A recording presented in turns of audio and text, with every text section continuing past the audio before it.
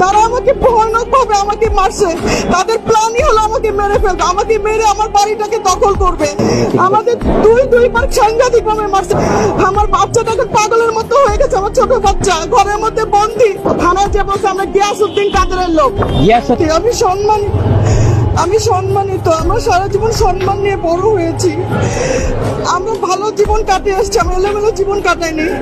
এরা আমার বাসায় হুট করে ঢুকে আমার সারা শরীরে মেরেছে। আমার ভিডিও ফুটেজ আছে। আমার ছেলে সন্তানরা তারা 30-40 জন লোক আমার ছেলে সন্তান বলে আমার বাড়িতে হাত তুলছে। তারপর দোস্তাদোস্তি হয়ে তারা অনেক কিছু করছে।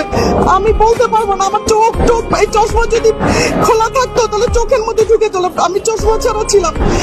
তারা আমাকে ভয়ানক ভাবে আমাকে মারছে। তাদের প্ল্যানই হলো আমাকে মেরে ফেলবে, আমাকে মেরে আমার বাড়িটাকে দখল করবে। আমি একা পেয়ে আমাকে তারা অনেক রকম টর্চার করছে, যা আমরা বলে শেষ করতে পারবো না। আমি আপনাদের কাছে বিচার চাই। আমি ভালো করে বলতে পারি না, কারণ আমার মাথার দোনো সাইডে মারছে তারা। আমার ছোট ছেলে এখনো 18 বছর হয় না, ও বাসায় শুয়ে আছে বেডে। আমাদের দুইবার সাংঘাতিক ভাবে মারছে। একবার কুর্মিটালা হসপিটালে গিয়েছি 30 তারিখে, লাস্টে 18 তারিখে আমরা গিয়েছি। 18 তারিখে আমাদের সাথে সাংঘাতিক তারা অনেকই করছে। 28 তারিখে আমার ছোট বাচ্চা, আমাদের ছোট মেয়ে